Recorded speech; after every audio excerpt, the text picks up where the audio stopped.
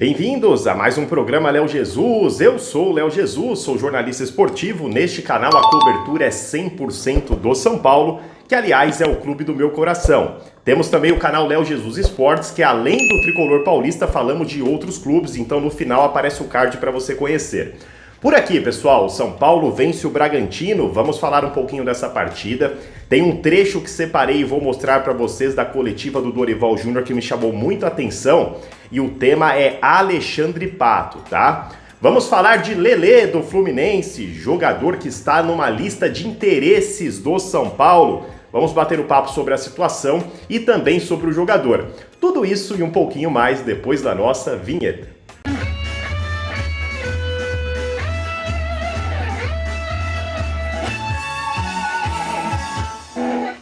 E antes um recado rápido da nossa patrocinadora, bora? E a patrocinadora desse vídeo é a 1xBet, aliás é patrocinadora também do Barcelona, de vários clubes do futebol mundial. A 1xBet vai presentear você que é inscrito ou inscrita do canal SPFC TV Léo Jesus e fizer o seu primeiro depósito na casa com 100% de bônus, galera, limitado até R$ 1.200, depois verifica as regras lá na casa para sacar. Para isso é muito fácil, você clica no link que eu estou deixando fixado no primeiro comentário, coloca esse código passando na sua tela que é o Léo Jesus 1x e corre pro abraço, tá? Vamos à sugestão, vou fazer o combo da galera que está brigando pelo título na próxima rodada do Brasileirão.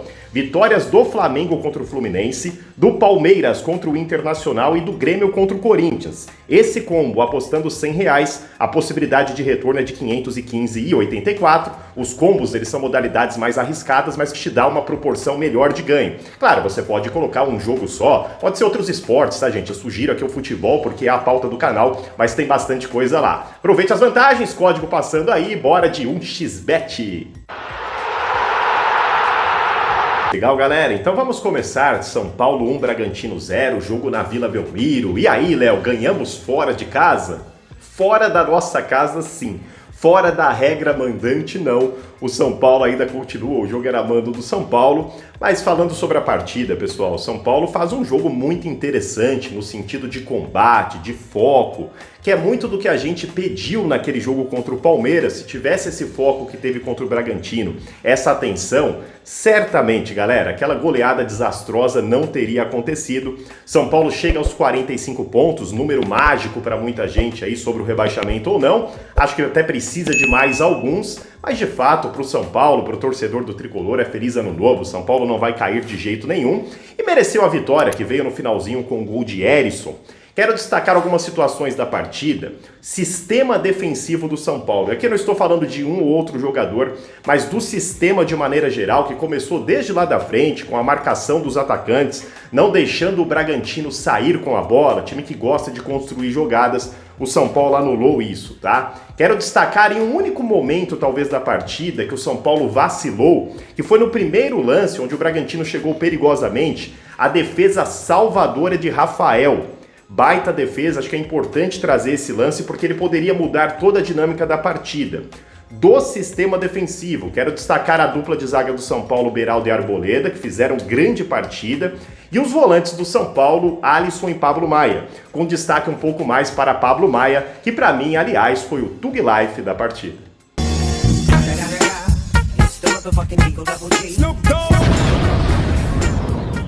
Partidaça, eu já gostaria muito da sua participação aqui nos comentários. Para quem tá chegando hoje, gente, o Tug Life é o melhor em campo, tá? Quem foi o Tug Life? Deixa aqui nos comentários. Para mim, Pablo Maia se destacou, aliás, vem jogando muita bola, recuperando aquele futebol de outros momentos, né? Parece que a questão do falecimento do pai começou a ficar mais tranquila. Eu sempre atribuía a isso a queda de rendimento do Pablo, que para mim é um jogadorzaço. E não acredito que ficará no São Paulo na próxima temporada. Você vê o São Paulo já praticamente fechado com o Luiz Gustavo, tentando a contratação de José Wellison do Fortaleza. Então são indícios aí de que, infelizmente, para mim, pelo menos infelizmente, Pablo Maia deve deixar o São Paulo. Destacar também a entrada de Caio Paulista na partida, que trouxe uma dinâmica ofensiva para o São Paulo, tanto que ele sofre o pênalti, acaba sendo decisivo, mas mais do que isso, o Bragantino no início do segundo tempo começou a tentar empurrar o São Paulo muito pelo seu lado direito do ataque.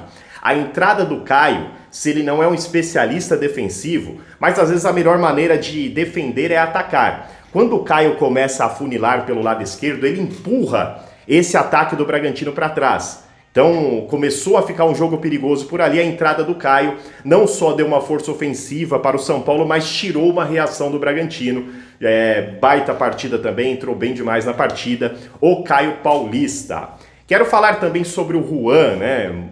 Hoje talvez o principal foco de reclamação dos torcedores do São Paulo, mas para mim o Juan fez uma partida interessante no sentido tático da questão. Muito quando eu falei do Bragantino não começar a construção de jogada, tem muito ali do Juan também. Foi até falado isso na transmissão e eu concordo. O Juan, ele pressionou essa saída de bola, ele deu aquele primeiro combate que deu ao Bragantino a opção, às vezes, do chutão, que não é o jogo que o Bragantino gosta. Taticamente, eu achei que o Juan fez uma partida interessante, mais viva, mais acesa, mas tecnicamente ainda é um jogador que falha. E eu ainda não consigo dizer, olha, o Juan falha tecnicamente porque é fraco, porque é ruim. Deixa nos comentários a sua opinião. Ou é falta de confiança. Eu vou fazer parte da minoria aqui. Para mim, esse jogador falta confiança. Ontem, mais uma vez, um lance onde ele carrega a bola e poderia ter finalizado antes. Ele não finaliza e procura alguém para tocar. Vocês devem lembrar desse lance que eu estou citando. Isso aconteceu algumas vezes já no campeonato, principal destaque para o jogo contra o Botafogo, onde ele poderia finalizar, ele vai 2 vezes na frente do goleiro Lucas Perry, aí só porque ele não acha ninguém, ele finaliza em cima do goleiro, enfim. Falta confiança ao garoto Juan. Eu sempre tenho a impressão que ele pode um pouco mais do que ele está entregando. O Dorival chega a falar dele até na entrevista coletiva, que alguns jogadores demoram um pouquinho mais, precisa ter tranquilidade. Eu acho que emprestar o Juan, São Paulo, poderia ser um bom cenário. Um jogador que eu não jogo fora, não, tá? Bom, quero saber a opinião, repito, acho que vou fazer parte da minoria que eu tenho acompanhado os comentários, bastante reclamação sobre esse jogador. Acho que é um jogador que pode ser interessante, mas acho que precisa ganhar confiança. E não sei se vai ser num time do tamanho do São Paulo, com a camisa do tricolor, que ele vai conseguir. Eu emprestaria, seria uma dica aí pro Juan, que sim, para mim, taticamente, fez uma partida interessante ontem. Ainda na toada sobre o jogo de São Paulo e RB Bragantino, vamos para a entrevista de Dorival Júnior. Na primeira questão, ele já foi perguntado sobre o São Paulo se tivesse uma campanha melhor fora de casa. Poderia estar na briga pelo título? O Dorival respondeu desta maneira aí. Dorival, tudo bem? Dorival, com essa vitória em cima do Bragantino, o São Paulo ele tem a segunda melhor campanha como mandante, empatado inclusive em número de pontos com a melhor campanha, né, no caso do Grêmio.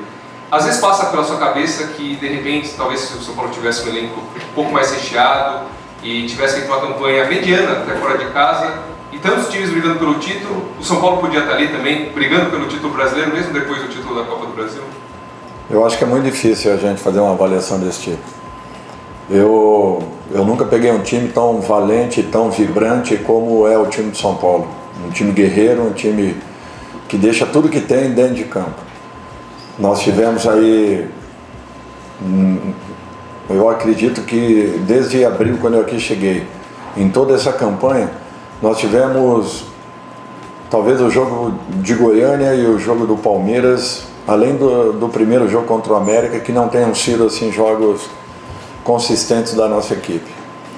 No mais, eu acho que na grande maioria deles nós procuramos fazer de uma maneira correta, jogando com posse de bola, buscando criação, buscando trabalho de infiltração. E ali você percebe, né, o jornalista até fala sobre um elenco mais inchado. Eu acho que não é nem questão de elenco inchado no sentido de quantidade de jogadores, mas de qualidade de jogadores. São Paulo, se tivesse feito, gente, uma campanha, não vou nem falar uma campanha boa, uma campanha média para ruim, porque a campanha do São Paulo é catastrófica. Uma campanha média para ruim estaria na disputa, sim, do Campeonato Brasileiro. Estou falando aqui em termos de fora de casa, já que, evidentemente, na campanha dentro de casa é muito boa. O São Paulo é o segundo melhor mandante do campeonato.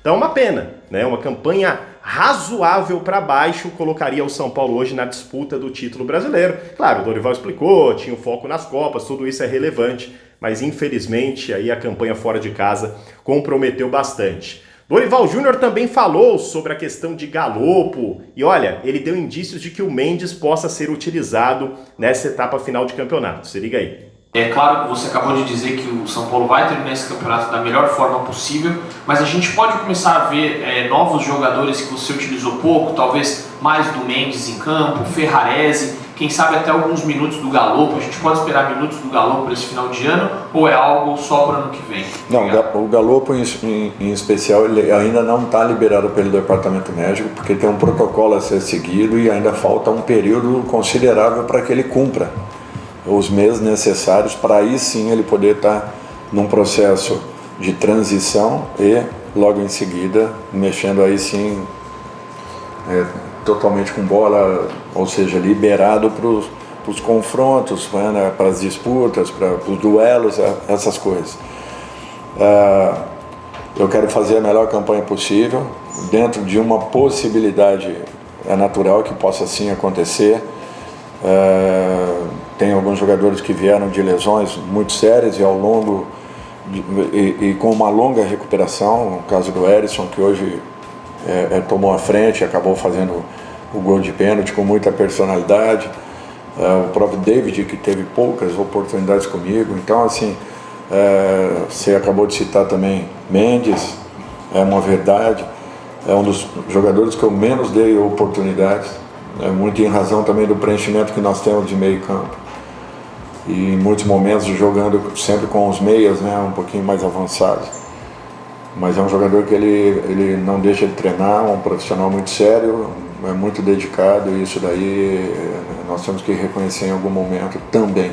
E aí devemos ter sim, tá, gente? Jackson Mendes deve ganhar algumas oportunidades antes do final dessa temporada para ter ali um último teste, se realmente tem alguma chance dele ficar ou não, mas é um jogador que tem uma tendência de sair. E outro detalhe, vocês perceberam sobre jogadores não utilizados, ele não cita o nome de Alexandre Pato nesse trecho, e aí vem um próximo que eu vou colocar para vocês. Aqui não é informação, é percepção. Gostaria da sua participação aqui nos comentários. O Dorival ficou incomodado com a pergunta sobre o Pato? Tirem suas próprias conclusões. Boa noite, Dorival. Thiago Henrique, Dimensão Esportiva. Dorival, mesmo com a vitória e o gol do Erisson, eu não podia deixar de notar a ausência do Alexandre Pato novamente. O que motiva o Erisson e até mesmo o Natan serem opções primárias em relação ao Pato? Muito obrigado. Olha, se eu for falar de todos os jogadores que não entraram, eu vou ficar aqui a noite toda. Eu prefiro falar daqueles que atuaram. Me desculpe, mas eu prefiro falar daqueles que atuaram, tá? Dentro da minha visão e daquilo que eu estou observando, esses jogadores estão sendo colocados aos poucos depois que voltaram das suas lesões. E acho que no momento oportuno tudo vai acontecer. Agora, o elenco é grande, o número de jogadores que eu tenho, às vezes a exigência de uma partida ou de outra requer a característica de um ou de outro jogador. Foi o que eu tentei usar hoje. Minha opinião, achei que ele ficou um pouco incomodado, eu não sei se é pela repetição desse tipo de pergunta, mas assim, fica uma coisa que parece que tem alguma situação a mais, sabe, sobre ele não colocar o Alexandre Pato. Ele já falou em uma entrevista anterior a frase "tudo será revelado", hoje ele fala algo parecido novamente. Vamos ver o que vai acontecer, gente. Nessa briga eu não vou me meter, tá? Pode ser que esteja acontecendo coisas que não vem a público, às vezes por questão de profissionalismo, o cara se cala, ou um ou outro. Quando eu falo o cara, você entende o cara como Pato ou como Dorival. Então vamos esperar os próximos meses aí para ficar sabendo. Acho que o tempo responde tudo, né? Bom, tempo responde tudo e ele vai avançar e o São Paulo chegará na temporada 2024 e uma das posições que o São Paulo busca é a posição de centroavante. E surgiu o nome de Lelê, jogador do Fluminense. Ele pertence ao Itaboraí Profute, na verdade, tá, gente? Ele teve um campeonato carioca de destaque pelo Volta Redonda, ele foi vice-artilheiro da competição, só atrás de Cano, do Fluminense, tá? E aí o Fluminense contratou o jogador e ele acabou não correspondendo da maneira que o Flu esperava. Primeira informação, tá? Situação deste jogador. A informação é do Alexander Vieira, repassando aqui, jornalista Alexander Vieira, que trouxe que esse jogador faz parte da lista de interesses do São Paulo. Financeiramente acaba sendo viável, é um jogador que se o Fluminense quiser exercer o direito de compra são 4 milhões de reais. Então, para o São Paulo entrar numa briga dessa, caso o Fluminense não exerça, porque ele tem essa prioridade, aí acho que é cabível para o São Paulo conversar e negociar, embora existam outros times até de fora do país com interesse também, tá?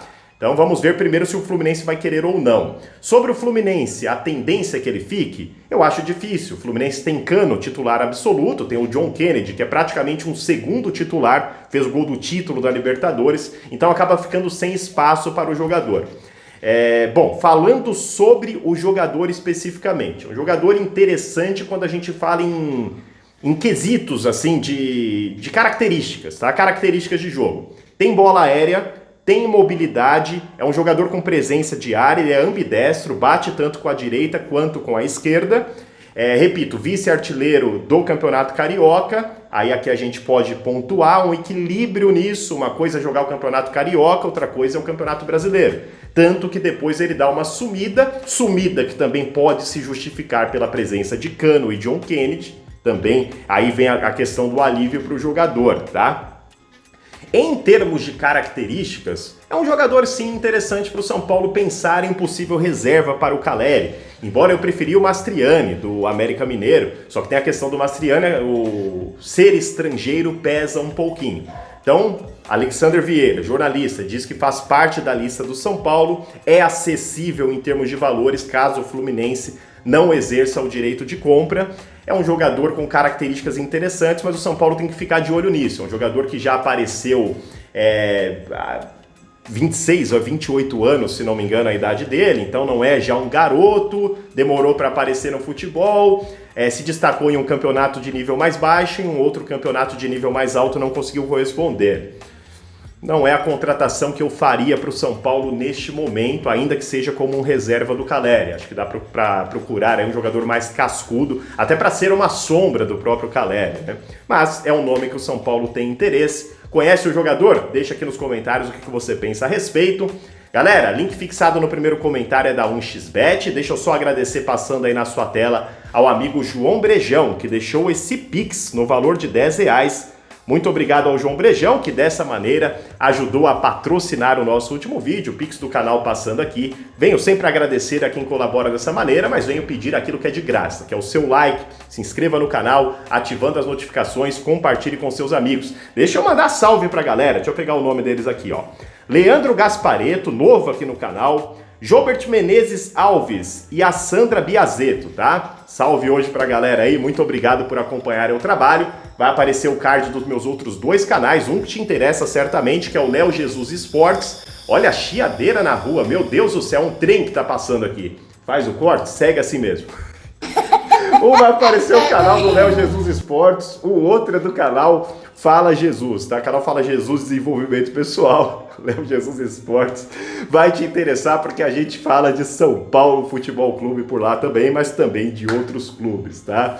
Meu irmão, não é fácil não, viu? Esse é um corte que eu não vou deixar, mas se você soubesse quantos tem durante o vídeo, é carro da pamonha, é carro do gás, bom, cada um tá fazendo o seu trampo aí também, né? Valeu, gente, fiquem com Deus, até o próximo vídeo, tchau.